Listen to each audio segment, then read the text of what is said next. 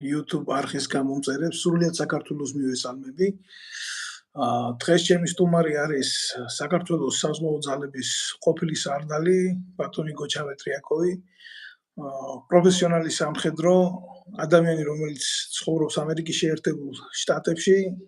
მას ჰქონდა პოლიტიკური დევნილის სტატუსი, სანამ მიიღებდა ამერიკის მოქალაქეობას და კიდევ ერთხელ სამწუხაროდ შევახსენებ ჩემს მაყურებელს სამწუხაროდ მოღალატეობრივმა კოცების მთავრობამ, რომელსაც ბატონი გოჩა აღიარებული ყავდა პოლიტიკური დევნილადაც კი გაუუქმა საქართველოს მოქალაქეობა. დანაშაულებრივად გაუუქმა.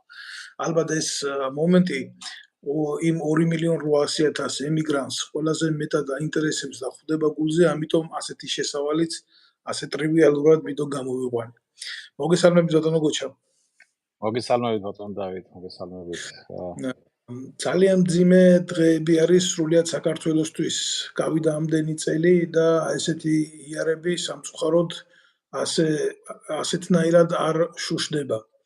ჩვენი მდგომარეობა არ გაუმჯობესებულა, ჩვენი ქვეყნის უმნიშვნელოვანესი ნაწილი არის ოკუპირებული, ჩვენი ქვეყნის გეოსტრატეგიული მომავალი გაურკვეველია, გადატეხილია ქვეყნის ეკონომიკური ვითარება წელში, საქართველოს მოქალაქეები განიცდიან სერიოზულ სოციალურ უთანასწორობას და მათ არ აქვთ იმედი, რომ მოუწევთ ხანგრძლივად მის სამშობლოში მშვიდი ცხოვრება.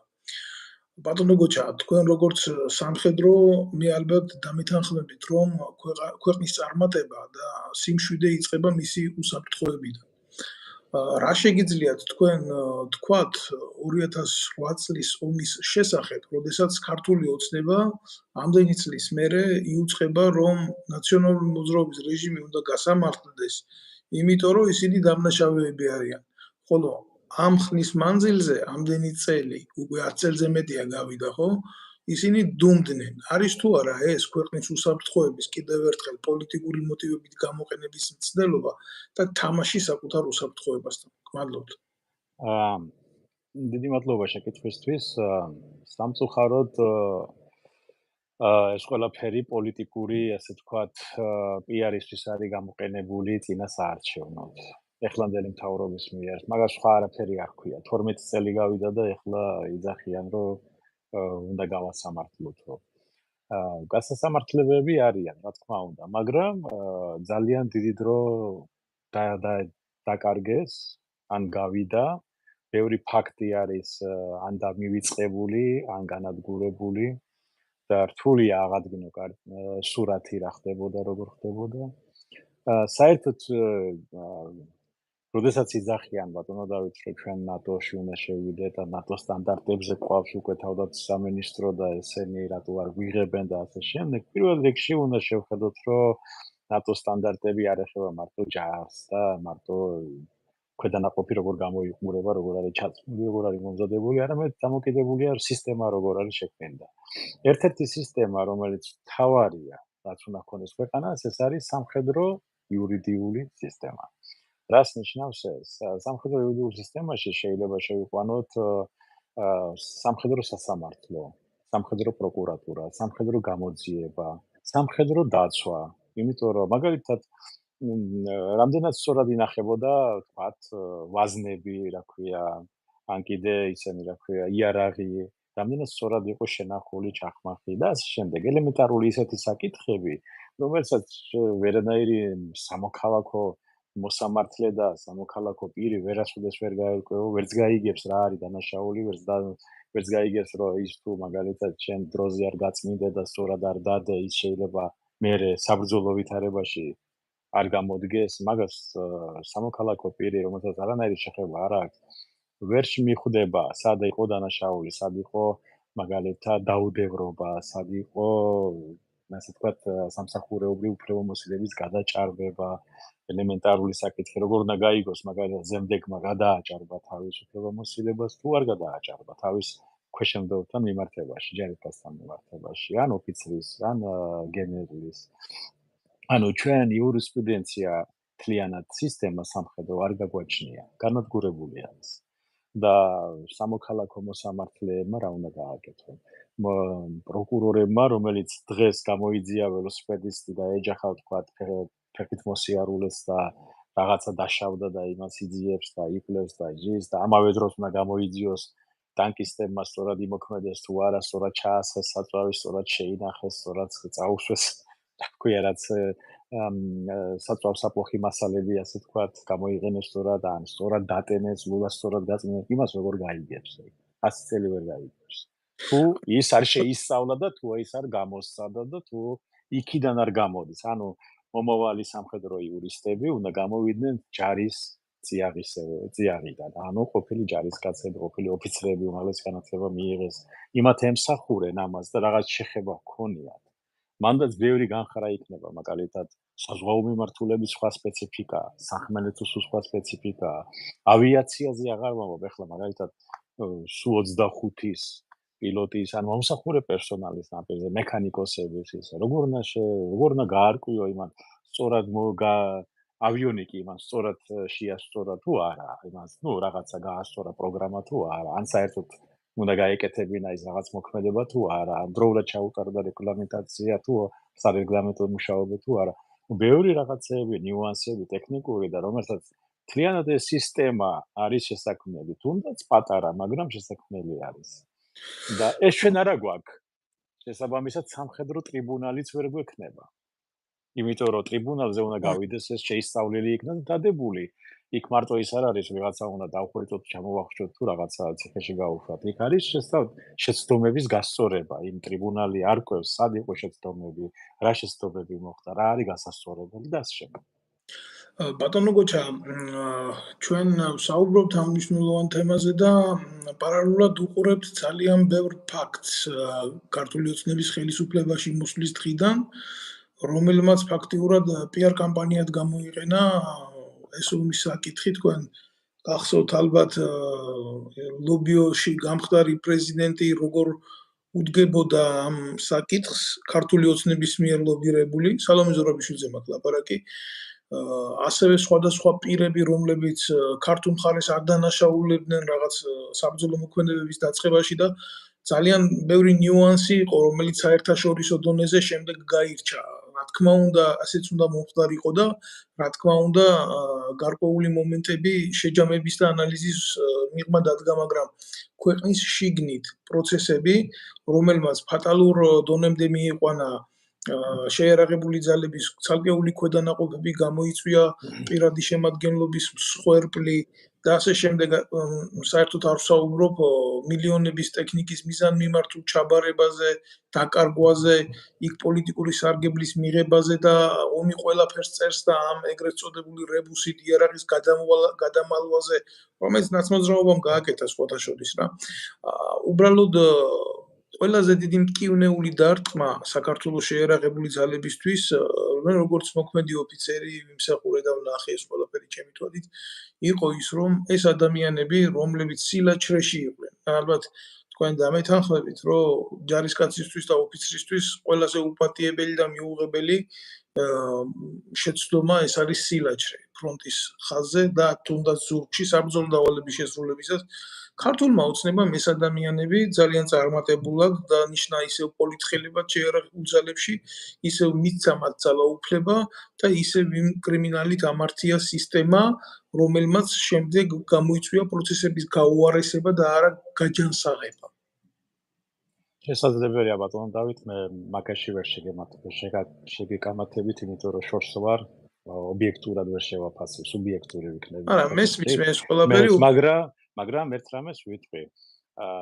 საერთოდ, როდესაც არის საომარი მოქმედებები, როდესაც იწყება, ასეთი როგორც მოხდა 2008 წელს, ნებისმიერი ადამიანი ეს ფსიქოლოგიური მომენტი არის. ჯარს ესე იგი, მე ხო ვსწავლობდი სასწავლებელში. მე ხა როგორია წყალქვეშანავზე ჩახვიდე მაგალითად და მოგიწევს ისეთ სიღრმეებზე ჩასვლა, რომელიც წარმოუდგენელი რამე რომ მოხდეს, ერთი რაღაცა შეცდომა რომ მოხდეს, იქიდან ცოცხალი ვერავინ არ მოადა.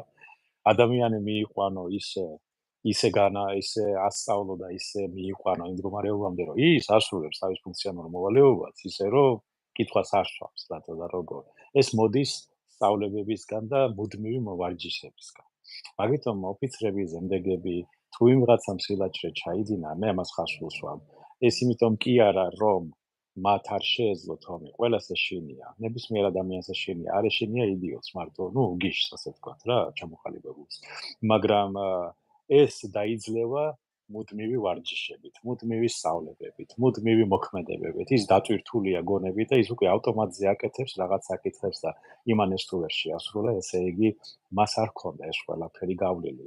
და არც არავის არ შეუმოწმებია და უცბად ეხლა რო თქვენ დაგავალოთ წარით და გადახდით პარაშუტით, არა?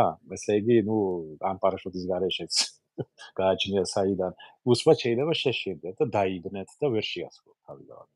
ეს ერთი მომენტი. მეორე მომენტი, ეს ადამიანები, რომელსაც კი მოხდა ეს და მაინც აყვანილი იქნან, ეს უბრალოდ ვინც ეს გააკეთა, ვინც ეს ადამიანები დააწინაურა შემდგომში, სპეციალურად გააკეთა, რომ ადვილად სამართავები იყვნენ. მაგათი და თქვენ ძალიან უკაცრავად ბატონო, თქვენ ძალიან მნიშვნელოვან თემას შეეხეთ. მე ჩვენ ვცდილობთ, რომ ობიექტურები ვიყოთ ჩვენ საუბარში. ადვილად სამართავები თქვენ წარმოთქვით ეს სიტყვა, ადვილი ასე ქართულებს გამოთქმა გვაქვს, თურმე ფაფის ჭამას არ არის ადვილი, შეიძლება ამან პირი დაგწვას თუ ტაქტიკურად სწორად არ მივდგებისთვის. რას ნიშნავს ჩარი და რას ნიშნავს ჩარის ადვილი მართვა? ყოველთვის არის სპეციფიური სირთულეები და ეს არის ძალიან სიღრმისეული პროცესი, მეცნიერული პროცესია ქვედანაყოფის მართვა, ჯარზე და სტრუქტურულ მდგომარეობაზე არა მაქვს ლაპარაკი. სწორედ ამას ვლაპარაკობ. თქვენ სწორად ეს თქვით, რომ ყველა უწყებას შორის არის განსხვავება და ჯარი არ არის უშიშროება, ისე უშიშროება, როგორც არ არის პოლიცია, ხო? და მას აქვს მისი ამოცანა განსაზღვრული და თუ ვიღაცისთვის იოლია ჯარში ეგრეთ წოდებული პოლიტიკური სიტუაციის დაყენება, ეს იმას ხო არ ნიშნავს, რომ ჯარი ამით იოლად აღწევს თავის დასახულ ამოცანებს. არა, რა თქმა უნდა, არა. მაგრამ ეს იოლად მართვა, რასაც ქვია, მე რატო გავუშვი ხაზი ადვილად სამართავი, ეს იმიტომ არის ეს იმიტომ აკეთებს ალბათ ხელისუფალი ამას, რომ ეშინია ჯარის. შევარდნაძესაც ეშინოდა ჯარის. ჯერ კიდევ ცხონებულ ზვიად გამსახურდიასაც ეშინოდა ყოფილი საბჭოთა ოფიცრების, რომლებიც ჩამოვიდნენ, კი რაღაცა მაინც შიში ჰქონდათ. ასევე იყო 1921 წლები. ბოდიში ბატონო გოჩა საფუძვლიანი შიშიც იყო, იმიტომ რომ საბოლოოში გაკეთდა პუჩი. გეთანხმებით, მაგრამ რა თქმა უნდა, ეს 50-50 არ იცით ვის რა და როგორ, მაგრამ ჩვენ იგივე შეცდომა დაუშვით, რასაც უშვებდით, რაც დაუშვეს ჩვენმა წინა, ასე ვთქვათ, 1918-21 წლებში რაც ხდებოდა, ხო, გენერალი მაზიანაშვილის ჩანაწერები ან კუნიგაძე. თუ წაიკითხოთ რა ხდებოდა, ჯარი ფაქტობრივად ჩვენ 40,000-ზე მეტი მომზადებული ის ყავდა, რა ქვია, გენერალი და ოფიცერი. პირველ მსოფლიო ომში ვინც მიიღო მონაწილეობა, გამოცდილი გენერლები და განათლებული ოფიცრები იყვნენ. ისინი გარიყეს და ვიღაცა, ასე ვთქვათ, დროშის დამჭერები დაიყენეს გვერდში და იმას ენდობოდნენ და ჯარი იყო საერთოდ ცალკე. მაგიტომ წავაგეთ ჩვენ დამოუკიდებლობა ბოლშევიკურ რუსებთან, რომ საკუთარ ჯარს არ ენდობოდა ხელისუფალი. და არც აფასებდა. მით უმეტეს რომ მაშინდელ არსენალზე სამ ჯარს აღჭურვავდა სამჯერ. იმდენი შეიარაღება და იმდენი საშუალებები იყო. და მაგას არ აკეთებდნენ. დაყვეს პარტიული ქვედანაყოფებიც ყოფილა თურმე ახლა. ჩაუყვეთ სიღრმეში, ჩვენი ისტორია კარგად არ ვიცით სამწუხაროდ, მაგრამ ჩაუყვეთ სიღრმეში რა ხდებოდა, თუნდაც ის სომხეთ-საქართველოს ომი რომ მოხდა. მაგას არავინ არ საუბრობს, რატო მოხდა, ვინ იბრძოდა. ხო იყო ესეთი ფაქტებიც არის, ახლა იბრძვიან, აიღეს სიმაღლე, მერე ჯარისკა არ იყო ისა, ჯარი აი მე წავალ ახლა გასათოხნი მაქვს ეზოთ, დატოვებდნენ პოზიციას, გარბოდნენ სახლებში.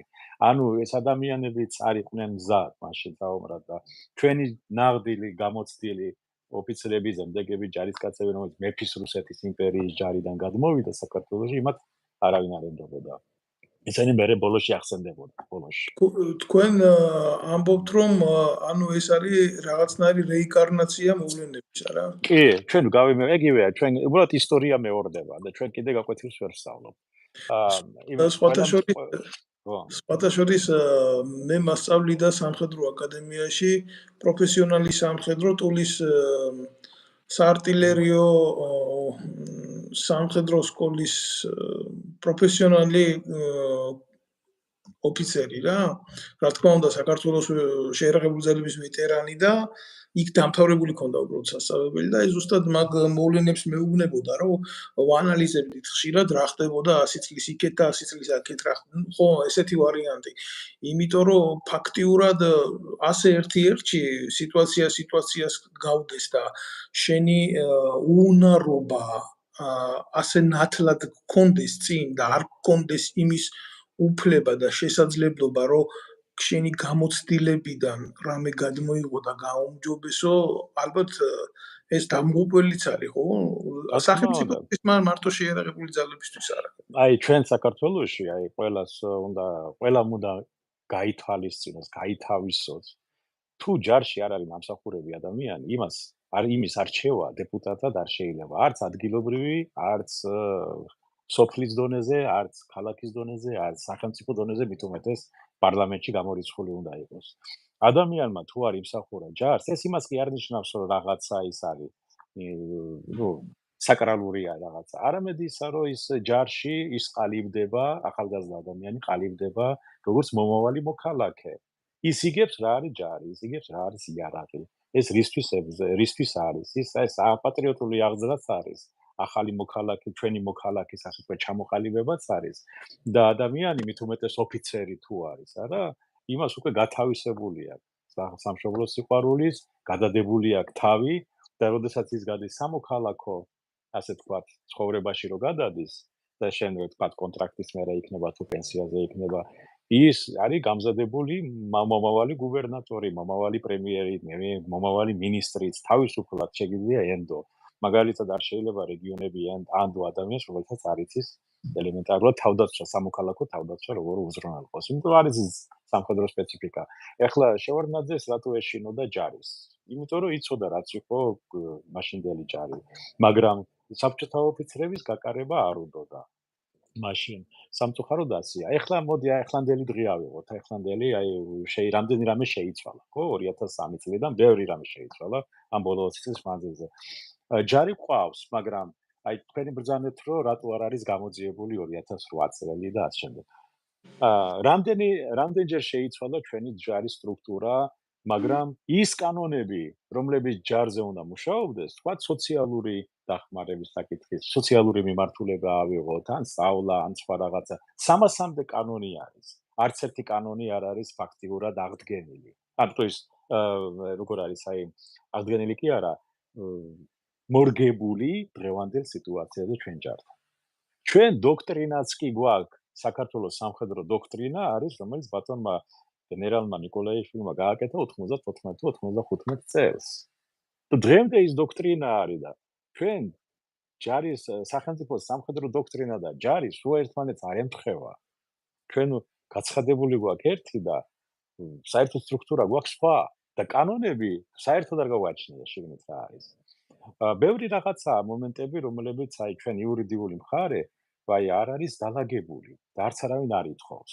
სხვათა შორის ბატონ გურამ ნიკოლაიშვილს ეს გენერალ ლეიტენანტს მას აქვს ეს ბევრჯერ განცხადებული, რომ ეს კანონები არის შესაძლებელი. ეს კანონები არის გადასახვეწი, მაგრამ ოცნების მთავრობას საერთოდ არაფერი გაუკეთებია ამ მიმართულებით 12 წლის მანძილზე. საერთოდ სამხედრო კომიტეტია თუ რა ქვია იმას, თავდაცვისა და უშიშროების კომიტეტი თუ არ ჩნდებია, ახლა არ ვიცი რა ქვია ზუსტად. მათ საერთოდ არ უმუშავიათ ამ მიმართულებაზე. მათი მუშაობა გამოიხატება ვითომ დომის ჯგუფი განიხილონ ფარული ხარჯებით, როგორ დაიხარჯება ფული და всё. მეტი არაფერი მაგათ საქმე არ აქვს. ესე იგი, სოციალური მხარე ოფიცრების არის იგნორირებული. რა მოუვა ის ადამიანები, თქვენ ხართ მანდ, რამდენი ოფიცერია გაყრილი სამსახურიდან პირდაპირ ამ ხუდის მნიშვნელობით, ხო? უამრავი, ათასობით. ბატონო გოჩა, ესენი რით არიან დაზღვეულები? ეს ამ მიმართულებაზე საერთოდ არავის არ უფიქრებს.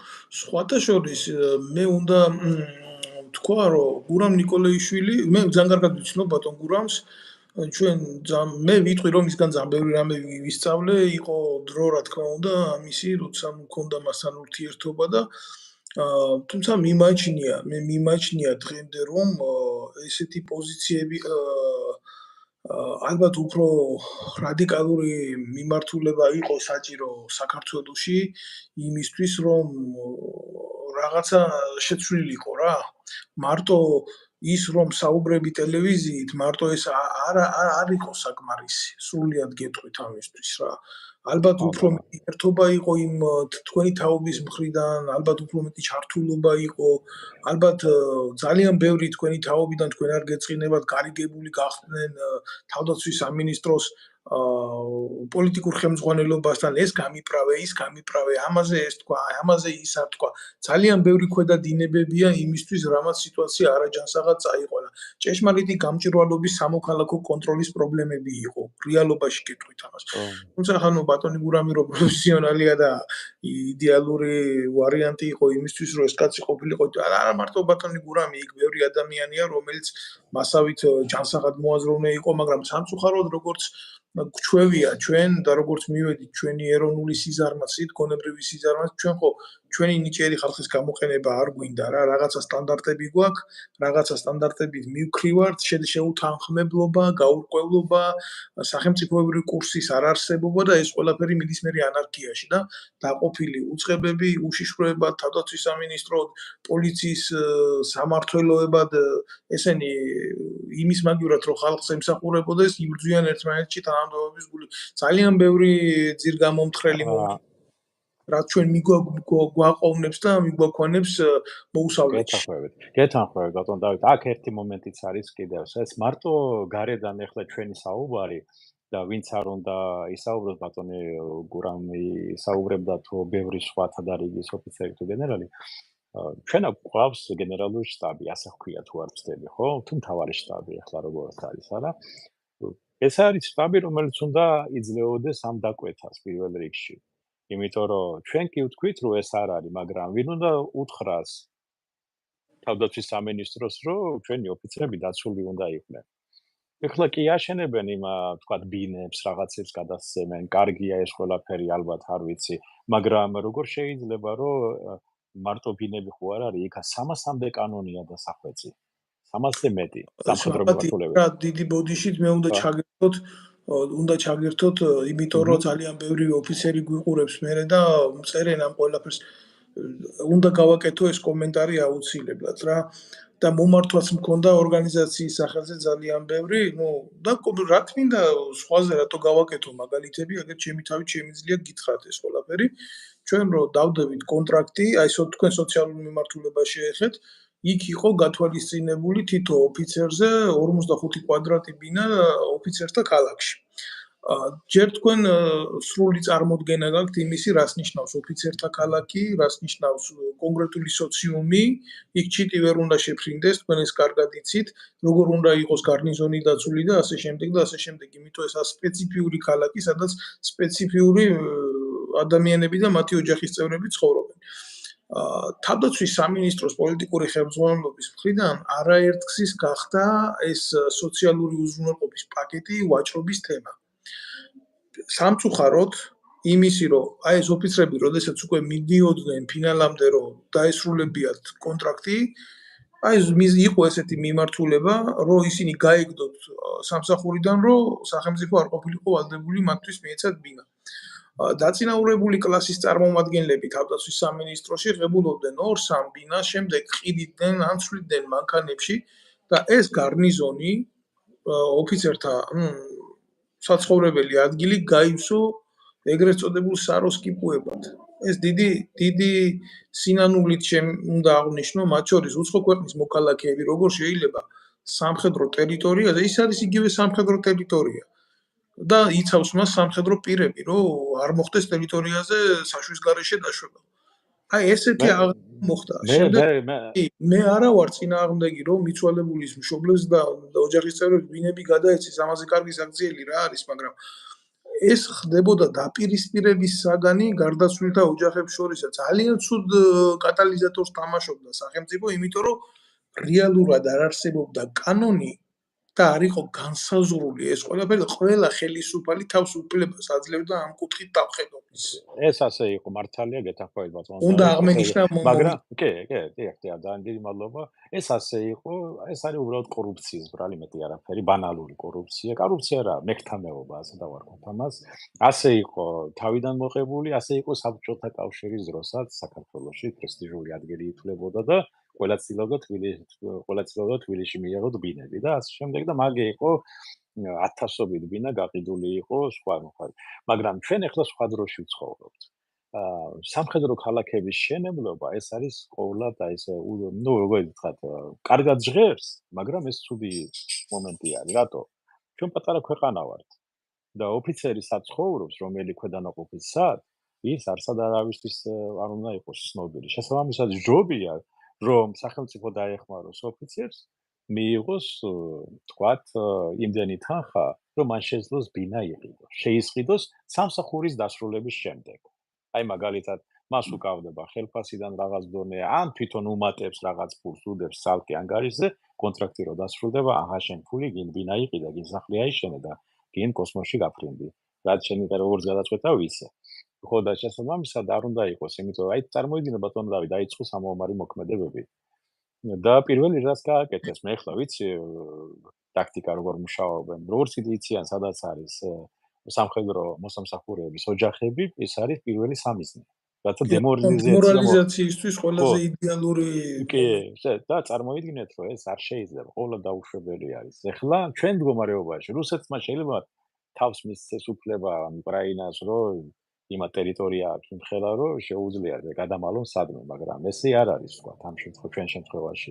შესაბამისად, ჯობია, რომ ისევ ფინანსურად ის ფული, რაც არის გამოყოფილი სახლების შენებლობაზე, გადადონ და ოფიცრებმა თვითონ გადაწყვიტონ დაჩას აიშენებენ, სახლს აიშენებენ, ბინას იყიდიან თუ იპოთეკურს ეს გააფორმებენ თუ რაც უნდა ის გააკეთონ.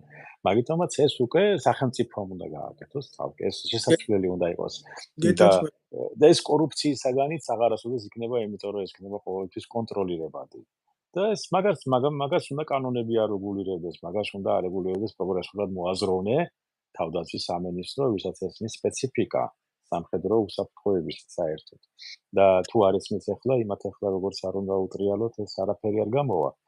იმიტომ რომ ისევ იმ წერტილზე ბრუნდება, რაც იყო 30 წლის წინ. კორუფცია, გარიგება, მე არ მესმის ასე როგორ შეიძლება ადამიანი ემსახურება და უნდა წაართვა ეს. მე არ მესმის, ეს არის უბრალოდ ყველაზე დაბალი დონე, რაც კი შეიძლება იყოს, აი ეს ქვეწარმავლებიც ესე არის იქცევიან მგონი. ბატონო გოჩა, მადლობთ თქვენი პოზიციისთვის, თქვენ საუბარში თქვენ ნათლად გამოხატეთ თქვენი პოზიცია, რომ მე ვისურვებდიო, რომ ნებისმიერი პირი, რომელიც შედის პარლამენტში, ხდება სახელმწიფო მოღვაწე, საზოგადო მოღვაწეც უკვე, რომ მას კონდეს შეერარებულ ძალებში თავისი სამსახური გავლილი. ახლა თქვენ ასეთ პოზიციაში მე ვიცი, რომ დიდად არ გადარდებთ ეს, მაგრამ არ დაგეთანხმებიან მთელი რიგი პერსონები, კლასტერები, რომლებიც თუნდაც დღეს პარლამენტში იმყოფებიან, აი მაგალითად ქართული ოცნების მიერ სრულიად რეაბილიტირებული და გადმობირებული კონსტრუქციული ოპოზიცია გირჩი არ დაგეთანხმებათ მაგალითად ეს ვითომ პროევროპული და პროამერიკული მიმართულების ადამიანები, იმიტომ ჩვენი ნება არის ვინ წავა ჯარში და იმსახურებს და ვინ არა. აი ესეთი ადამიანები, რომლებიც მე ვიტყვი, რომ ყველაზე დიდ სიყალბეს თესავენ თავის იდეაში, უბრალოდ ამ ხალხს იდეა არ გააჩნია და ესენი თამაშობენ რაღაცა ნიშით. აი ესეთი ადამიანები თქვენ არ დაგეთანხმებიან. რას ეტყოდით იმ ადამიანებს, ვინც ამ პოზიციის ბურუში არიან? მე ვეტყოდი, რომ ჯერ უნდა ასე ვთქვათ, გავიდნენ გარეთ, ჩაიტარონ მედიტაცია, გავიდნენ და გარედან შეხედონ ჩვენ ქვეყანას. სად ცხოვრობთ, სად ვართ, ვინ არის ჩვენ გარშემო. და რამე რომ მოხდეს, შენი ოჯახი როგორ უნდა დაიცვა. შენი ოჯახი, შენ ხარ შენ სოფელში, შენ სახლში და შემოვიდა მტერი. არ იცი, კავშირი არ არის, ტელევიზია არ მუშაობს, ინფორმაცია არ აქვს. ამ შემთხვევაში რას აკეთებ? ეს ხო უნდა იცოდე. და ეგ სად უნდა ისწავლო? თუ ჯარი არ გაიარე, სადაც ისწავლი, როგორ უნდა გადაირჩინო თავი, როგორ უნდა გააკეთოს სანგრები, როგორ უნდა შექმნა, საიდან როგორ დაუკავშირდეს. ეს მთელი სისტემაა შესაქმნელი, ბატონო დავით. ეს არ არის მარტო რომ აი ყველა ჯარში, ეგრე არ არის. მაგალითად აი გეტყვით როგორ არის საჭირო. აი მე ჩემი აზრით აი მომავალოდ საქართველოში, ვინც მე მისმენს და ვისაც შეუძლია ეს გაიაზროს. ესე უნდა გააკეთოს, რომ დაგეგმოს, აი მაგალითად დღეს არის 2024 წელი. აი 2030 წლიდან ყველა მანდილოსანიც და მამაკაციც უნდა წავიდეს ჯარში, როცა გახდება 18 წლის. 2 წლიანი, 3 წლიანი კონტრაქტი, ზოგს ალტერნატივა, ყველა აბსოლუტურად ყველა უკლებლივ. და მანამდე ეს 6-7 წელი ეს ყველაფერი საკანონმდებლო დონეზე უნდა იყოს მომზადებული. ქალბატონები სად იმსახურებენ, როგორ იმსახურებენ, რა იარაღით უნდა მსახურობენ. და მერე ვინც ჯარს ამთავრებს, არა, მათ ასევე უნდა ჰქონდეთ იარაღის ტარების და შენახვის უფლება საკუთარ სახლებში. რომ რამე რომ მოხდეს, ისინი ხდებიან უკვე აქტიური რეზერვი ადგილობრივი თავდაცვისთვის. ანუ თქვენ ისრაელის მოდელზე აკეთებთ აქცენტს, როგორც აბსოლუტურად. იმიტომ რომ ჩვენ პატარა ერი ვართ. რაც არ უნდა 3 მილიონი რა არის. და ჩვენ მნიშვნელოვანი ადგილი გვიკავია. ჩვენ დიდარი ქვეყანა ვართ, ბატონო დავით. ბევრი კიდე ვერ აზროვნებს რა ხდება მსოფლიოში. მე გეტყვი აგერ ტეხასში ვარ. მე ყველაზე დიდი პრობლემა რა მაქვს. აი ეს წყლის პრობლემა არის. დასალევი წყლის პრობლემა. 26,000 მდინარე გვაქვს ჩვენ. მტკნარი წყალი. ჩვენი მტკნარი წყალი არის ყველაზე დიდი სიმდიდრე, რაც საქართველოს გააჩნია. ჩვენი ბუნება, ჩვენი ადგილმდებარეობა მით უმეტეს ეგ ეხლა არის ამოცემულებაში, მაგრამ ჩვენ ეს სიმდიდრე უნდა დავიცვათ. წყალი არ არის ირანში. ელემენტარულად ირანში არ არის წყალი, ბატონო. დასალევი წყალი რომ მიხვიდე, ტბები არ არის, არაფერი არ არის. ასენი რამე რომ მოხდება, ყველა დაიწყებს ამ მომავალი ომები არის რესურსების ომები. და წყლის ფასი დღეს არის გაცილებით ძვირი ვიდრე ნავთობი. და ჩვენ ეს გვაქვს და ჩვენ ეს უნდა მე ხლა უბრალოდ ერთი მაგალითისთვის მოვიყვანე. მაგიტომ ჩვენ ქვეყანა დასაცავია, ჩვენი დასაცავია. ამერიკელი ოკლაჰომელი ფერმერი არ ჩამოვა საქართველოში საომრად. არც ინგლისელი, არც პოლონელი და არც უკრაინელი. შეიძლება 1-2 გიჟი გამოჩნდეს სადმე, მაგრამ სინამდვილეში არავინ არ ჩამოვა. ჩვენი თავი ჩვენ უნდა დავიცვათ. და მარტო ჩვენ ესე თქვათ მამაკაცების საქმე, მანდილოსნების საქმე ხდება, უნდა გახდეს. ყველა საქმე არის დაიცვას სახელმწიფო. შესაბამისად უნდა შეიქმნას შესაბამისი სტრუქტურა, შესაბამისი საკანონმდებლო ბაზა, შესაბამისი საფინანსო უზრუნველყოფა. ამას ყველაფერს მომზადება უნდა. ამას დასჭირდება 5-6 შეიძლება 10 წელი დასჭირდეს. მაგრამ, როდესაც ჩვენ გეყოლება უკვე და ასევე სკოლიდან უნდა დაიწყოს პროგრამა, უნდა შეიცვალოს პროგრამა. საქართველოს ისტორიაში ისტორია ისწავლება სულ, რა ვიცი, საბჭოთა კავშირის დროს დაწერილი ისტორიის წიგნებიდან გონი. მაგალითად, რა დანაშაულებები იყო, რა იყო, ბავშვების იდეოლოგიური მომზადება იწყება ოჯახიდან, სკოლაში. უნდა გაიზარდოს ის თაობა, რომელიც უკვე მომზადებული შედის ჯარში. და მისთვის ეს არის ვალდებულება და არა ძალით წაყვანა. ეს ყველა ადამიანი, ყველა მოქალაქის ვალდებულება არის ემსახუროს საკუთარ ქვეყანას და მეორე ვალდებულებაა გადაიხადოს გადასახადი. აბსოლუტურად გეთანხმებით. რაც შეეხება თაობათა ცვლილებას და თაობათა აღზრდას, ალბათ ეს ყველაზე მნიშვნელოვანი იარაღია სახელმწიფოსთვის.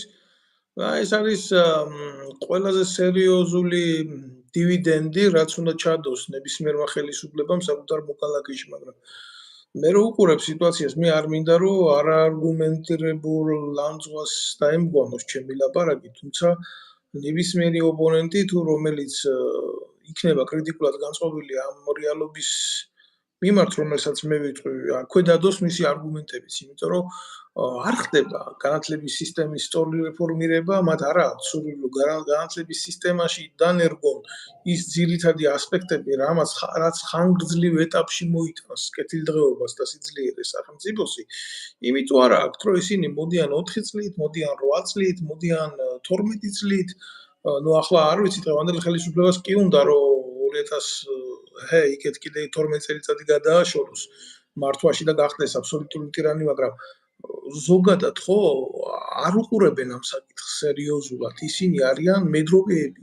სამწუხაროა ამის თქმა, მაგრამ ეს არის ფაქტი და ახალგაზრდები, რომლებიც მათ ჭიდილში, ანუ მათ ხელისუფლებაში ყოფნის დროს გამოიზარდნენ, ხო? ისინი დარჩნენ მოკლებული სულიერ საკვებს და იდეოლოგიურ საკვებს. კი, აბსოლუტურად გეთანხმები მე თქვენ ამას. და ჩვენი რეალობა, ქართველი კაცის რეალობა შეეჯახა აი როგორ რაღაცებს, იცი, აი თუნდაც შეხედეთ ოლიმპიადას, ხო? დღეს გენო პეტრიაშვილი გახდა ოლიმპიური ჩემპიონი და მინდა მიულოცო სრულიად საქართველოს, მაგრამ ორი შემთხვევა იყო, როდესაც ორი ქართველი ერთმანეთს დაეჯახა ტატამზე სხვადასხვა სახელმწიფო სახელით. ეს ჩვენი ერის ტრაგედიაა. ეს არის ხელდაჭრილი საზოგადოების ნათელი მაგალითი თუ როგორ წავაგეთ ჩვენ ომი ჩვენ მდგომარეობასთან და ჩვენ თაობებთან. ამას რატო არავინ არ უყურებს? მე არ ვიცი. გეთანხმებით ესე არის. ჩვენ პირველ რიგში ეს არის იდეოლოგია. ეხლანდელ ახალგაზრდებს ბევრთან აქვს საუბარი, საერთოდ არ აინტერესებს, არც ჯარის გაგებაც არ უნდა, საერთოდ რა ჯარი ის ჯარი, კაცო რა ის არის, ფული როგორ გააკეთონ და როგორი ის არის. მე მესმის, რომ ცხოვრება ეგეთი, მაგრამ საჭიროა აუცილებლად იდეოლოგიური მომზადება. უკვე სკოლებში უნდა დაიწყოს ოჯახები, მაგრამ ოჯახებიც აღარ არის ბატონო დავით. ეხლა ფაქტიურად ბავშვები ან დედა არის წასული, ან მამა არის წასული სახლიდან. და ზოგჯერ ორივე არის, ორივე მშობლები არიან წასულები და ბავშვები დატოვილი ხავთ ბებია ბაბუას ამარად. და ფაქტიურად ოჯახი ვეღარ იზრდება, უკვე თაობები გაიზარდა დედმამის გარეშე. კი, სკაიპით გაზრდილი ბავშვების თაობა წამოვიდა, სკაიპით გაზრდილი სამწუხაროა, ახლა ამის თქმა რომ იწევს, ამას არ ვაკეთებ ირონიზირებას ნამდვილად არ გამიგოს. ჩემი შემთხვევა არის ეგა, ჩემი შემთხვევა მე რომ ჩემი ყველაზე პატარა იყო 4 წლის, მე რომ ვნახე უკვე იყო 15 წლის, 16 წელში. მე ხო ობიექტური მქონდა მიზეზი, რომ ვერ ჩავდიოდი ის მიზეზების გამო, რაც ნაციონალებმა გააკეთეს, მაგრამ რაც არ უნდა იყოს, ესი არის მნიშვნელობა არ აქვს, რა მიზეზით არის ადამიანი ემიგრაციაში, ფაქტიურად როცა 2 მილიონი ნახევარი ადამიანი გასულია ქვეყნიდან, ბავშვები აიზრდებიან არა ისე როგორც უნდა იზრდებოდნენ, არამედ მშობლების ზრუნველობას მოკლებულნი. და ეს არის ჩვენი ტრაგედია. ჩვენი ტრაგედიაა და ჩვენი მთავრობები ამ შემთხვევაში დაწყებული თავიდანვე, ასე ვთქვათ, არასოდეს ზრუნავდნენ ადამიანზე. ანუ ჩვენ ზრუნავთ სახელმწიფოზე, მაგრამ სახელმწიფო ადამიანზე როდის უნდა ვიზრუნოთ? აი, მაგაზე არავინ არ ფიქრობს, რომ ადამიანი არის თავარი. თავარი რესურსი საქართველოსი არის განათლებული ადამიანი. აი ეს არის ყველაზე დიდი დეფიციტი ნებისმიერ ქვეყანაში. ნებისმიერ ქვეყანაში და შენ საკუთარ მოქალაქეს აიძულებ, რომ დატოვოს ქვეყანა და წავიდეს საშუალოზე სხვაგან. ეს არის ყველაზე დიდი დანაშაული. იმის მაგივრად რომ შექმნა პირობა, რომ ეს ადამიანი დაბრუნდეს სახლში და მიხედოს საკუთარ ოჯახს, საკუთარ შვილებს, საკუთარ ქვეყანაში გადაიხადოს გადასახადი.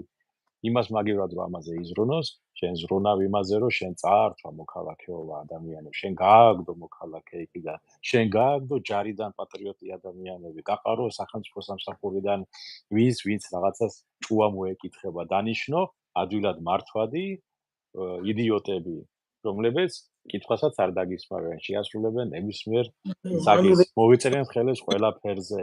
და ეს არის რაღაც ფსიქოლოგია. იდიოტი დანიშნავს თავიზე უარეს იდიოტს საკუთარ სამართალში. ანუ იოლად სამართავი ადამიანები, როგორც დიახ. ხო, ბატონია, ახლა აი ელემენტარულ მაგალითს გეტყვით, ფსიქოლოგიური მომენტი არის. ვლადიმერ პუტინმა რატო შეარჩია მედვედევი იმაზე, თანამდებობაზე? დროებით რო დანიშნა პრეზიდენტად, ასე ვთქვათ. თქვენი აზრით. იმიტომ რომ თავიდან ბოლომდე კონტროლის ქვეშ იყო და ამიტომ. ეგ ერთი მომენტი და მეორე მომენტი კიდე გაგეცინებათ, მაგრამ იმიტომ რომ ის უფრო დაბალი იყო მასზე ფიზიკურად. ვიდრე თვითონ არის. გამიგე? და ასევე არჩევენ მან საქართველოში ადამიანები საკუთარ თანამშრომლებს, საკუთარ, ასე ვთქვათ, ქვეშემბდომებს. ანუ მოვიდა ისა და ისა, იმის მაგივრად არ არის არავითარი ცენზი, არავითარი შემუშავებული იმ ადამიანს რა განათლება, ცოდნა, გამოცდილება უნდა ჰქონდეს, რომ იმ თანამდებობაზე იმუშაოს. პირდაპირ იღებენ და ვიღაცა ტესტირებას აკეთებს. ახლა ისმის კითხვა, ტესტირებას ვინც ატარებს, იმან რა იცის? აქვს ამის უფლება საერთოდ. აი ჩვენ ეს პრობლემა ყველგან აგვაქვს. აი საქართველოში. ყველგან არის ეს პრობლემა. ადამიანი მოდის თანამდებობაზე, არა მე მინისტრი მინდა ვიყო, მაგალითად. კარგია კაცო. ჭამასმის მინისტრი მინდა ვიყო. ეს აქვს თავში მეტი არაფერი, მაგრამ ჭკუა არ მოეკითხება, რისთვის გინდა გახდე მინისტრი. ზოგი ამბობს კონკრეტულად მინდა ეს რეფორმა ჩავატარო. ეს მის საგანი პროფესიონალია, შეიძლება ენდო. აი თავდაცვის მინისტრობაზე რო აპირებენ, იმას რა ესმის, რა გამოცდილება აქვს, რა გააკეთა, ჯარში თუ უმსახურია საერთოდ. დღევანდელი მინისტრები აი გარტყმაში არ არიან, კაცო, დაწყებული სააკაშვილის დროიდან. გონი თევზაძის მერე ჩვენ პროფესიონალი სამხედრო ჩამოყალიბებული ადამიანი არ ყოლია მინისტრად. ნორმალური დალაგებული. დეგენერატები იყვნენ თავიდან დაწყებული სააკაშვილის დროიდან ყველანი ბოლომდე დღემდე. მათ არ იცია სახელმწიფო სამხედრო სისტემა რა არის და იმას რა უნდა მოსთხოვო. ან იმან რა რეფორმები უნდა გაგიკეთოს. მინისტრის აპარატი ამერიკაში არის 54 ადამიანი, მინისტრის აპარატი საქართველოში რამდენი კაცი არის შტატში? ხო, აი მაგ საკითხში ყველაზე მაგრად ბალახობენ. სხვათა შორის მინდა გითხრათ, მაგ საკითხში ბალახობენ ყველაზე კარგად, იქამდე მშვენიერი წესიც აქვს პირდაპირ კანონით არის გამტკიცებული მინისტრი თუ მიდის, ყველა მინისტრის აპარატის თანამშრომელი წეს განცხადებას და მიდის. და მოდის მერე ახალი მინისტრი და მოყავს ახალი სამწყსო და იწყება ახალი პარსვა ბიუჯეტის. და თქვენ რო ნახოთ და ჩახედოთ რა კატეგორია მოდის, ახლა მე ზუსტად ვიცი, არ მინდა პერსონიფიცირება, მაგრამ და მერე იწყება ეს უცხოური ვიზიტები, მერე ვისაც გაუშვებენ, ვისაც გამოუშვებენ, რა უნდა გააკეთონ, ჯერ მართლა პარტიების ოფისიდან გამოსულმა ეგრეთ წოდებული ლიდერის შვილებმა, რომლებიც თავდაცვის სამინისტროს თქვა სტრატეგიული კომუნიკაციების დეპარტამენტში, ლოგისტიკის დეპარტამენტში, საერთაშორისო ურთიერთობათა დეპარტამენტში სხვადასხვა ისინი ზოგი ხალბიუწებები აქვს შექმნილი, მიიყვანეს და დასვეს იქ, იმიტომ რომ იქ კარგი ხელფასია. აი ამ მოტივით რა, ადამიანებს არანაირი განათლება და კომპეტენცია ემსახურონ თავის საქმეს. და საერთო ჯამში შეკრას ის სპირალი სახელმწიფოებრივი, რომელიც იდეალიზირებულს ყოფს სინქრონს. ხო? ფორმულა ხო არ არსებობს, ყველა სახელმწიფოში არსებობს რაღაცა იდეოლოგია, რაღაცა მიმართულება, არსებობს წლობითი გამოცდილება აღმშენებლობისა და წინსვლის და ამას ემსახურება მთელი სახელმწიფო. რა ვიცი, ესეთ რაღაცას არ ცნობენ. აი ყველანაირი ფიზიკური და ქიმიური კანონების წინააღმდეგ მავალი ერი ვართ. აი არავის არ ეწყინოს მანა ასია. მე აი ეხლა ჩვენი მდგომარეობა, მით უმეტეს რომ როდესაც ჩვენ გარშემო აი როგორი ომი მიდის რუსეთში, როგორ ვითარდება, მე მგონი რუსეთ-უკრაინის ომზე, ხო, როგორ მიდის. რა ხდება ახლო აღმოსავლეთში, რა ხდება ეხლა ჩვენ არ ვიცით სომხეთ-აზერბაიჯანში როდის ატყდება ისე ომი. ჩვენ არ ვიცით, ეს ნებისმიერ შემთხვევაში შეიძლება გათამაშებული იყოს. ჩვენ პრობლემა საქართველოს იმასია და საერთოდ კავკასიის რესპუბლიკების ამ სამივე ჩვენი რესპუბლიკების, ჩვენი ქვეყნებისა. ჩვენ თვითონ ვერ ვაკონტროლებთ ჩვენ გარშემო არსებულ ვითარებას და ჩვენ ქვეყანაში არსებულ ვითარებას. და ანუ მე მგონი შიგნით. შესაბამისად, ვინ რას დაგეგმავს და ვინ რა ინტერესებს ადარებს, ჩვენ არ ვიცით. ასეთ შემთხვევაში ჩვენ არ აქვს მორალური უფლება, რომ ისეთი თავრობები ყავდეს და ისეთი გეგონება ვიყოთ შუაგულ სადღაცას ოკეანეში, რომელიღაც კუნძულზე და რო არავინ არ გვაწუხებს, ასე ვთქვათ. ზვიგენების გარდა, ან ვეშაპის გარდა, ან რაღაც გარდა და სხვა პრობლემა არ გაგვაჩნია და შეგვიძლია მწყემსიც ყავდეს იქ დირექტორად და ისლანდია ავიღოთ ახლა. ჩვენი მაგალითია, ხან მასწავლებელია დირექტორი და ხან ვინ. შეუძლიათ ეს, იმიტომ რომ ის სხვა გარემოა, სხვა გეოპოლიტიკური სიტუაცია. ჩვენ ვართ ეპიცენტრში. შესაბამისად, ჩვენ არ შეგვიძლია მივცეთ თავს უფლება იდიოტები დავნიშნოთ ხელისუფლებაში, მოვიყვანოთ ხელისუფლებაში. იდიოტები ხويა, ახლა ყველაზე რბილი სიტყვა, რომელიც შემიძლია ვიხმარო ასეთი ადამიანების მიმართ. არ შეიძლება მათი არჩევა, არ შეიძლება მათი მოყვანა მათ ხელისუფლებაში, მით უმეტეს აღმასრულებელ ხელისუფლებაში მოიყვანო ისეთი ადამიანები, რომლებიც არიან ხელის ბიჭები, ვიღაცის მიმტანები და ტუფლების წმენდავები, ვიღაცა მდიდარი ადამიანის. არ შეიძლება მაგ ადამიანებს მან გაჩერება, რომ დაიწყოს, ეგენი იქნებიან პირველები, ვინც გაყიდიან ქვეყანას. პირველები იქნებიან. და შესაბამისად მაგ ადამიანებთან როგორ შეიძლება რაღაცა როგორ შეიძლება ანდო შენი ოჯახის უსაფრთხოება, შენი თავის უსაფრთხოება. ხო? აქედან დაწყებული და შენი ოჯახის კეთილდღეობაც. და როდესაც თქვათ ამბობ, ეხლა რომ რამე მოხდეს, ღმერთმა დაიფაროს. რამე რომ მოხდეს, საქართველოს როგორ არის დაცული? ფაქტიურად დაუცველი არის საქართველოს. იმიტომ რომ ვინც კი მე პირადად ვინც ვიცნობი რაღაც გამოცდილი ოფიცერი იყო თუ მეთაური იყო თუ ზემდეგი იყო, ყველა ზოგი მძღოლად მუშაობს ევროპაში, ზოგი აქეთ არის წამოსული, ზოგი იქით არის გადასული, ზოგი სად. მე არ ვიცი ვინ დარჩა კიდე მან, ვისაც შეუძლია იარაღი აიღოს და რაღაცის ორგანიზება გააკეთოს ადგილს. ანუ ჩვენ პრობლემა გვაქვს სერიოზული კადრების. მეორე, რას ვაკეთებთ ჩვენ? რა თავდაცვის ზღუდეები გვაქვს მომზადებული? ვინ არის იქ? სამოქალაქო თავდაცვის მიმართულებით რა ხდება? რამდენად არის ჩართული თქვათ იგივე ვეტერანთა დეპარტამენტი, რომელიც ჩვენი რეზერვის ოფიცრები ან ზემდეგები რამდენად არიან ჩართულები ამ სამოქალაქო თავდაცვის საკითხებში? ბევრი ისეთი მიმართულებაა ბატონ დავით, რომელსაც ჩვენ ალბათ ერთი წელი შეგვიძლია ვისაუბროთ ყველა მიმართულებაზე, იმდენი არის დასარჩევი. და მან შედან ადამიანები, რომელსაც ამაზე არც ფიქრობენ, არც არასოდეს უფიქრიათ, წარმოდგენაც არა. და ეხლა რო ელაპარაკო, იმისთვის ეს არის ჩინური ანბანი. ანბანიც არ არის იეროგლიფები, რომელსაც ვერასოდეს ვერ გაიგებს. და ჩვენი მდგომარეობა, დღევანდელი მდგომარეობა არის, როგორ გითხრათ რა, კატასტროფასთან მისული უკვე, ზღვარზე მისული. და ამ შემთხვევაში ჩვენ ვარ ძალიან მოწყვლად მდგომარეობაში. ყველამ თვალი და ყური უნდა გაახილოს უკვე. დროა.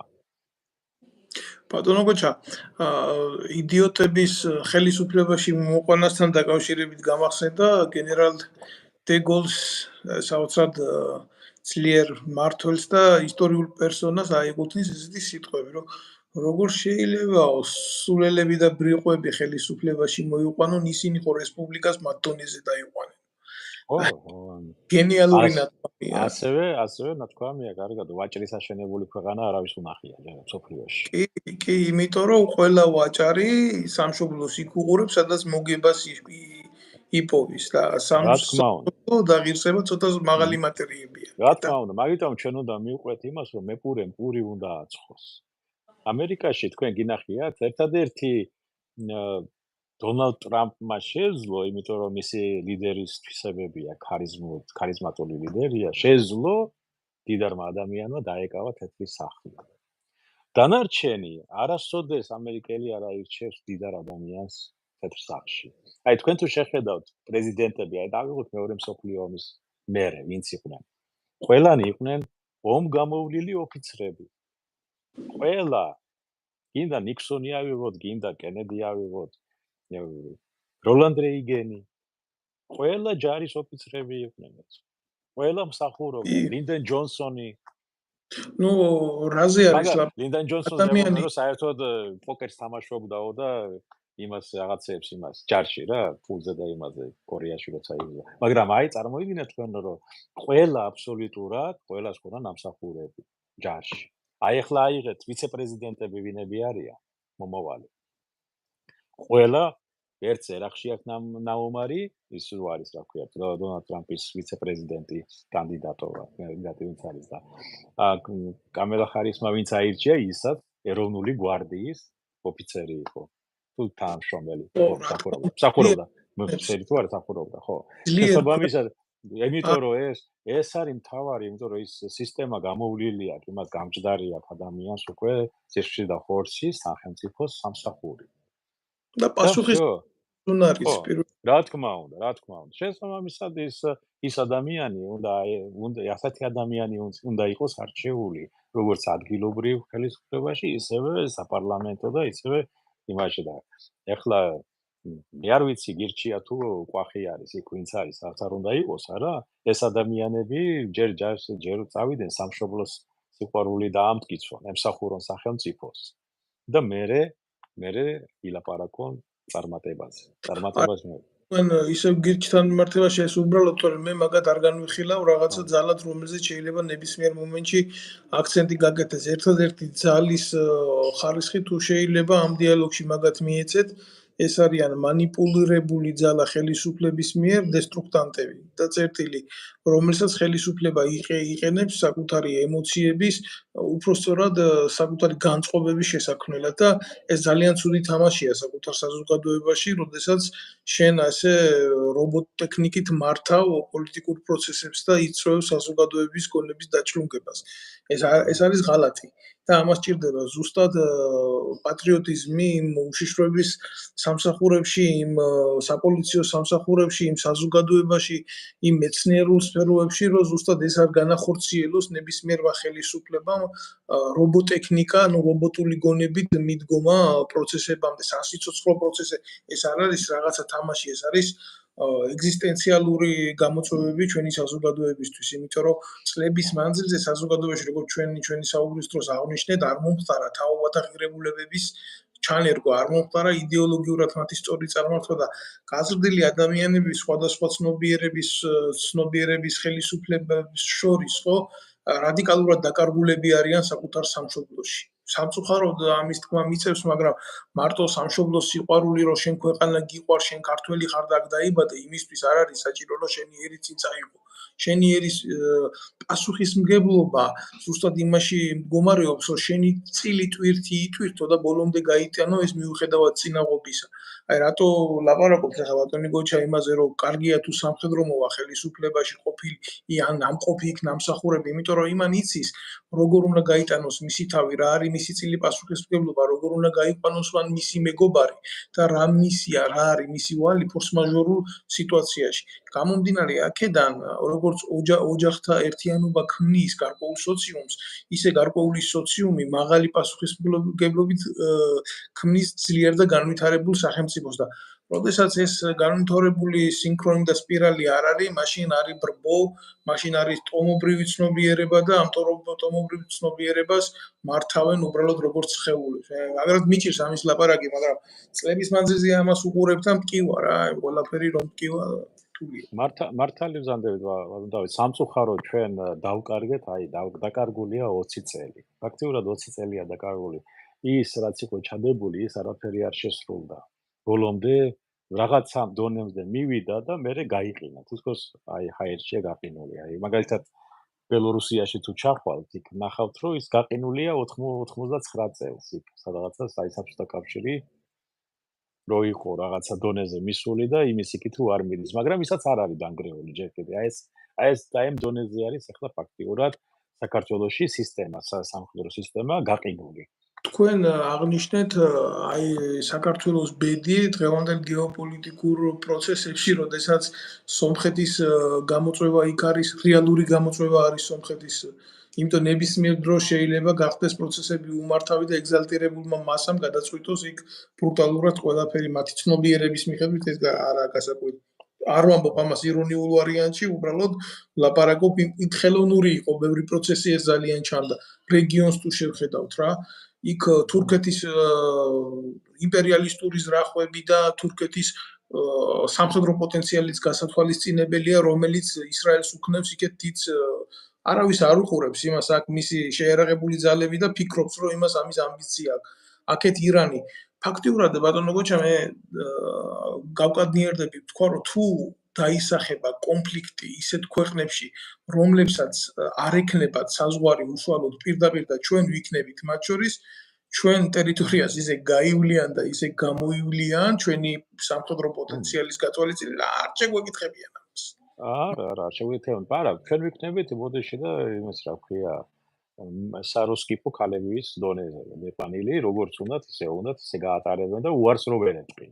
ეს ხო და იმიტომ რომ ფაქტიურად ლაჩრული პოლიტიკა გავატარეთ ბოლო 12 წლის მანძილზე, რომელსაც ეძახდნენ სტრატეგიული მოთმინება. ეს სტრატეგიული მოთმინება არ არის. სტრატეგიული მოთმინება არ არის შენი ჯარის შეასუსტო. შეიძლება არ უპასუხო რაღაცას, მაგრამ შენი ჯარის შესუსტება ეს არ არის სტრატეგიული, ეს ღალატია ის ქვეყნის.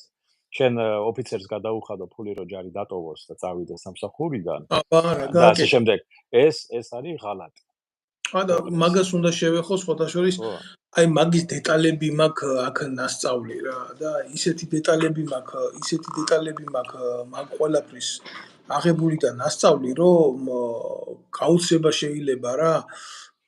ჯერ მარტო ესეთი პიროვნება იყო ხვიჩა გაბიევი, საბჭოთა კავშირის ჩემპიონი იყო ტანვარჯიშში რა და შეერაღებულ ძალებში სპორტულ აღზრდას და იმას ხელმძღვანელობდა ეს ბიჭი. არ ვიცი, ალბათ ნებისმიერი სახელმწიფო ტანმოვარჯიშე იყო რა, იამაყებდა ამ კაცს. თან ოსი იყო წარმოშვებით ჩვენ ჯარში. ესე იგი, გააგდეს როგორ იცი შეერაღებული ძალებიდან 20 წლის სამსახურის შემდეგ ვიცე-პოლკოვნიკი კაცი. წიხლით გააგდეს, ამფული აიღე ანტრაკში პანჩურით გაგიშვებდა აქედან რა.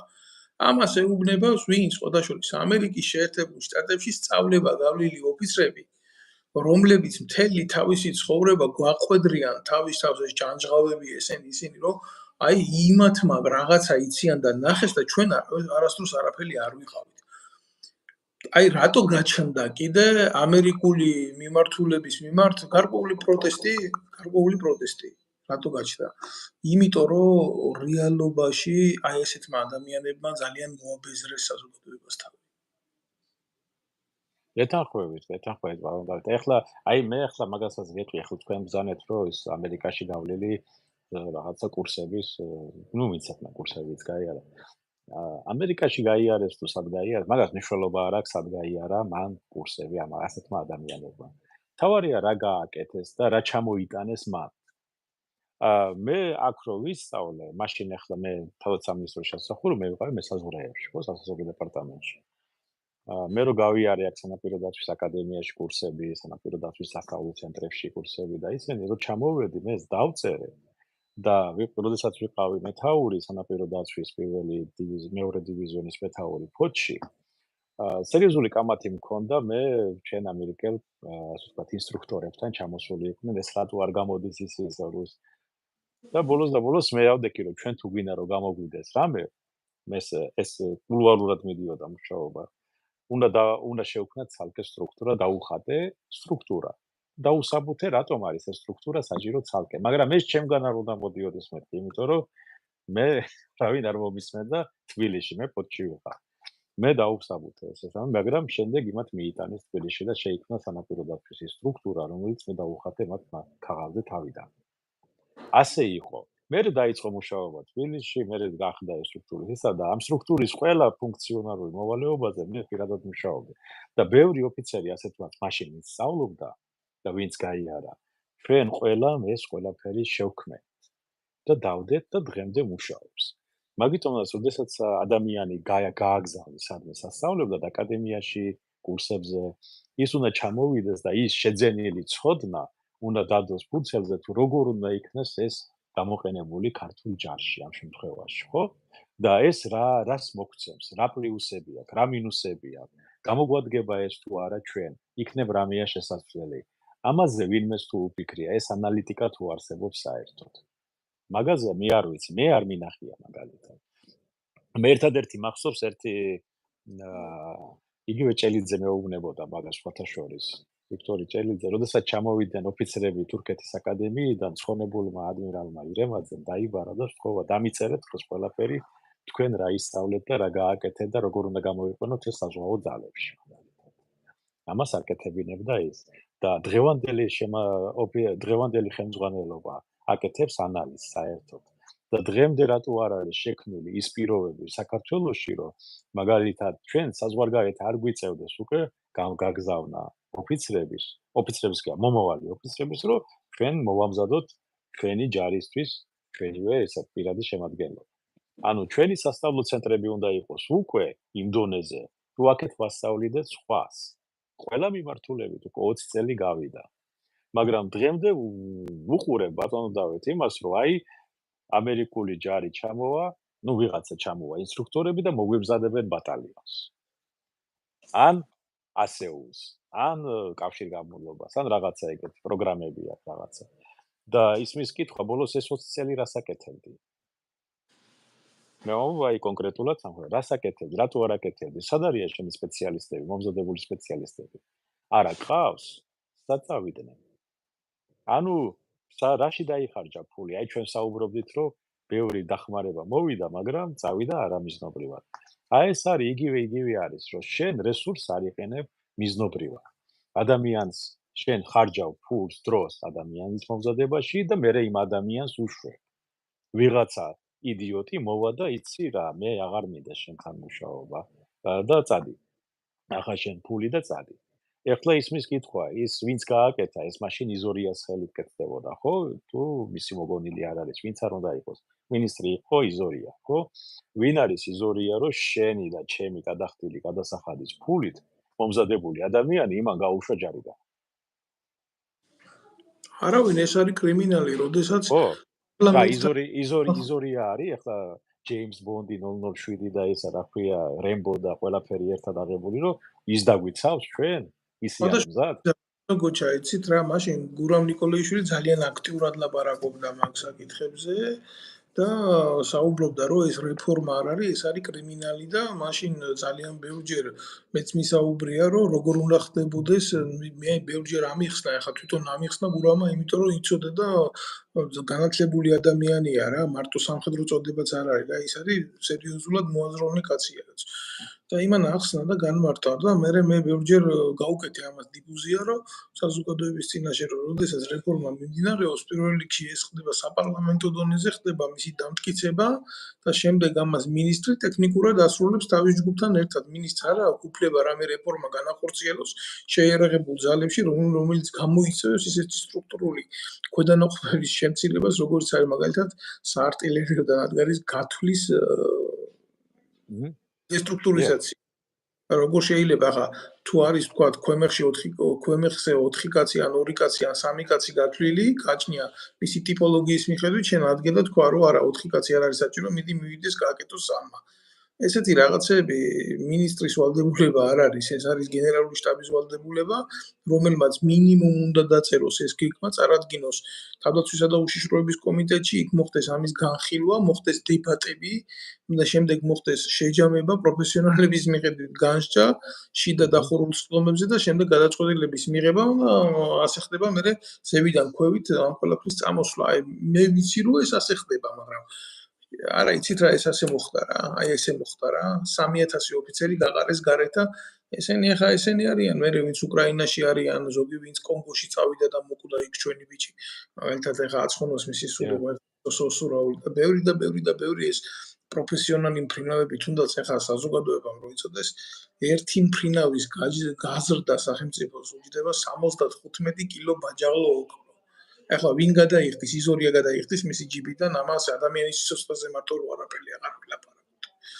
ესეა, ნუ რა ვიცი, ამ თემას ეს არის დანაშაულება, ნუ ეხლა აიღეთ ჩვენი ჯარი სულ ეხლა ფაქტიურად მე არ ვიცი რამდენია, თქვა არის 30000 რაღაცა, ხო? და რამდენად ტარდება სწავლებები, რამდენად არის მომზადებული ჩვენი ჯარი, რომ დაიცვას ქვეყანა. რამდენი საათი გაძლებს საერთოდ. მაგრამ ჯარი არ არის. აი აიღეთ მე რეზერვი როგორ არის დაყენებული, საკითხი, რეზერვის საკითხი როგორ არის. სად უნდა მიხვიდეთ თქვენ, აი როგორც რეზერვის ოფიცერი, რეზერვის ჯარისკაცი, ზემდეგი, სად უნდა მიხვიდეთ, რა უნდა გააკეთო, ეს ყველაფერი გასაგებია, იმიტომ რომ თუნდაც ბევრი არ უფიქრდება, რომ ომია გაჩაღებული, ძალიან დიდი ომი. არა მარტო გეოპოლიტიკური შეჯახება მოხდა დასავლეთსა და რუსეთს შორის და აღმოსავლეთს შორის რა, რუსეთთან ერთად ჩინეთიც არის. არამედ მიდის ცხელი ფაზა ომის. და ეს ფიზიკურ განადგურებას გვემუქრება. რამე რომ მოხდება, ჩვენ ისე თქვენ სწორად ვანეთ, ისე გამოგვივლიან, რომ საერთოდ არაფერს არ შეგვეკითხებიან არავის და ბოლოს ჩვენ ტვინი როდამდე უნდა ქონდეს დახშუღი. ტვინი მხედველობაში მაქვს ხელისუფალი. როდამდე უნდა იყოს ესე ტვინგაყინული და არ ფიქრობდეს ამაზე. რეალურად რო თქვა, მართლა ცოტა ქვევით ჩამოვალ უკაცრავად საუბარს კი გაწყვეტიებთ, მაგრამ ეგრეთ წოდებული რეზერვის თემა, რომელიც თქვენ ახსენეთ, ერთი 26,000 კაცი იყო მაშინ, როცა მე მსახურობდი შეიარაღებულ ძალებში და მის მერე მიდის საშინელი რესტრუქტურიზაცია და შეიარაღებულ ძალებში უბრალოდ იცვლება როგორი კატეგორია, იცი? რიგითი უმცროს ოფიცრებამდე იცვლება ყველა. უფროს ოფიცრებს ისინი არ ცვლიან, ისევ დამყაყებულში იმართება შეიარაღებული ძალები და უშვებენ იმ ბიჭებს, იმ ნაომარ ხალხს, ვინც ომის დროს რეალურად იცის, ამათმა რა გააკეთეს. მათ არ ჭირდებათ ადამიანები შეიარაღებულ ძალებში, რომლებიც დაუძახებენ აი პოლიტიკურ მმართველობას, რომ თქვენი დედავატირე, თქვენ ომის დროს მიგვატოვეთ. თქვენ პირველი გაიქეცით, თქვენ ეს გააფუჭეთ, თქვენმა საქციელმა ის გამოიწვია, ამიტომ ეს დისბალანსი, დისკომფორტი რო არ ქონოდა დამნაშავე და კრიმინალურ ხელმძღვანელობას, პოლიტიკურ ხელმძღვანელობას, ესეთი ადამიანები მოიშორა. იქ მიიყვანა გამოუცდელი ბიჭები, ბავშვები და ისევ დაუდგა სათავეში, რომ როვინცობა რამე მოხდეს, კიდე ისე დაღუპოს, როგორც დაღუპეს 2008 წელს. მე ახლა უბრალოდ ამაზე არ ჩავალ, თქვენ ახსენეთ რეზერვის თემა და მინდა ამ თემას ძალიან მოკლედ შევეხო. ამ რეზერვის სისტემამ ყვითელი ავტობუსებით მაგრად ჩაისვარა 2008 წელს და ამის მეთაური იყო ბატონი ჯანჯღავა.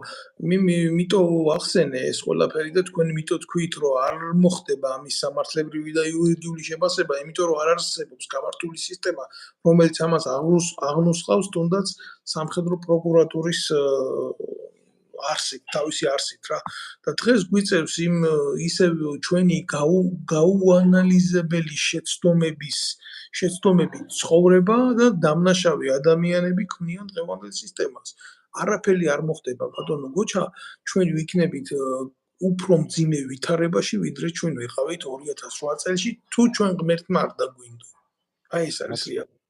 გეთანხმებით, ასა ჩვენ მაშინ 2008 წელს ომი წავაგეთ. წაგებული ქონდა ჯერ კიდე 2 წლით ადრე. 2 წლით ადრე, როდესაც დაიწყო მაშინ გამოცდილი კადრების წმენდა. 8-მდე ოფიცერი გაშვებული იყო თავდაცვის სამინისტროდან 2008 წლის მდგომარეობით. უკვე გაშვებული. და ეს იყო უკვე ღალატი. ეს როგორც სტალინმა ჩაიძინა თავის დროზე 39-40 წელს რომ გენერლები დაიჭირა ყველანი, რა ქვია, გენერლების საქმეც და ასე თქვა და ფაქტიურად უთაო იყო წითელი არმია მეორე მსოფლიო ომის წინ. ზუსტად იგივე მოხდა მერე ფაქტიურად უთაო კი არა, საერთოდ გაწმენდილი იყო ქართული ჯარი გამოცდილი ოფიცრებისგან და ზემდეგებისგან. და შესაბამისად ეს უკვე ცნობილი იყო, რომ 2008 წელი უბრალოდ ეს უკვე ფაქტი დამდგარი იქნებოდა, რომ ეს უნდა წაგებული იყო. ფაქტიურად წაგებული იყო. ეს ხო იცით არის მომენტები, ისეთი მანევრები შეგიძლია გააკეთო, რომ უბრძოლველად დაიმორჩილო შენი მოწინააღმდეგე. ერთი გასროლის გარეშე, იმიტომ რომ მას იცის, რომ შანსი არ აქვს. შესაბამისად, შენ აღწევ შენ პოლიტიკურ და სამხედრო მიზნებს.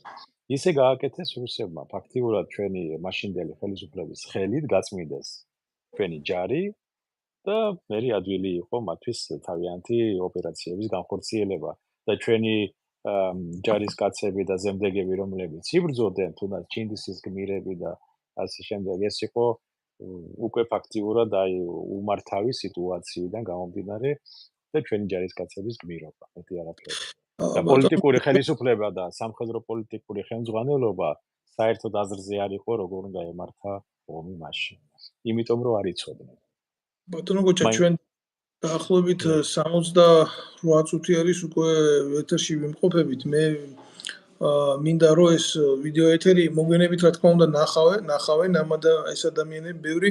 მე მივიჩნევ რომ დღეს ჩვენი სახელმწიფოებრივი პოზიციით და არა ვინმეს კერძო კრიტიკით განსაზღვროთ დაახლოებით სახელმწიფოებრივი ხედვა საზოგადოების მნიშვნელოვანი აქცენტებისა და დანარჩენი თვითონ გადაწყვეტოს მაყურებელმა. ჩვენ ბევრი კომენტარიც გქონდა, ბევრი გვიყურებდა, მოგვიანებით ნახავს ბევრი. მე მინდა ყველას მოუწოდო აუცილებლად გამოიწეროს ეს ჩემი არხი და მადლობას გიხდით თქვენ და ბოლოს სიტყვით ამ ეთერის ბოლოს რა შეტყოდით საზოგადოებას, რაზე გაამახვილებდით მოკლედ ყურადღებას, რომ თუნდაც შემდეგი არეალი იმ ჰორიზონტისა მათშიც და ჩვენშიც ცნობილი იყოს. ერთადერთი რა შეიძლება ბატონო დავით ამ ჩვენ მდგომარეობაში და ასეთ გეოპოლიტიკურ ვითარებაში, ბატონო დავით, ომი არის ფაქტიურად ჩვენს გარშემო გაჩაღებული, უნდა ვიყოთ ძალიან ფრთხილად. უნდა მოусმინოთ ერთმანეთს. უნდა საღი აზრი უნდა გავიზიაროთ. სამწუხაროდ ისე მოხდა, რომ საქართველოში ელიტა გახდა პოლიტიკური შემადგენლობა და ხალხი არის გაღატაკებული. ანუ არის მდიდარი კლანი, რომელებიც არსებობენ ცალკე და არის ხალხი. ხალხი არის თავისით მიტოვებული, რაც გინდათ ისქენით და მდიდარი კლანი ერთმანეთს ებრძვის, ვინ იქნება, ასე ვთქვათ, საჭესთან. მეტი ეს არის რეალობა, რაც საქართველოშია დღეს. ასეთ მდგომარეობაში ძალიან რთულია ვიღაცას მისცე რაღაცა რჩევა მოიქეცი ასე ან ისე. უბრალოდ უნდა დაინახოთ, რომ რაღაცა უნდა შეიცვალოს და ეს რაღაცა არის, რომ ადამიანებს ყველა ადამიანი უნდა გაერთიანდეს და საღად მოაზროვნე ადამიანები მოიყვანონ პოლიტიკურ ხელისუფლებაში, რომლებიც არიან, როგორ არ არიან საქართველოში, არიან ძალიან მშვენიერი მოაზროვნე ადამიანები, პროფესიონალებიც. და ამაზე უნდა იყოს გაკეთებული აქცენტი და ამას უნდა მიაქციოთ ყურადღება. ვიღაცამ შეიძლება ფული გადაიხადოს, კარტოფილი მიიტანოს, მაგრამ ყველამ უნდა იცოდეს, რომ რამე რომ მოხდება იმ ადამიანს, ვისაც აძლევ ხმას, ვინც შენ ფულს გაძლევს, ან კარტოფილს, ან ხავსს, ან რაღაცას, ის არასოდეს არ დაგიცავს შენ, ის არასოდეს არ გაგიკეთებს არაფერს და ის ყოველთვის შეეცდება შენ მოგპაროს შენი მომავალი და შენი ფული და შენი პენსია და ხელფასიც და მას არ აინტერესებს არაფერი სხვა. შესაბამისად ეს გაითვალისწინეთ. და იმედია რომ ყოველშვიდობა იქნება საქართველოში. სხვა ვარიანტი ჩვენ არ გვაქვს.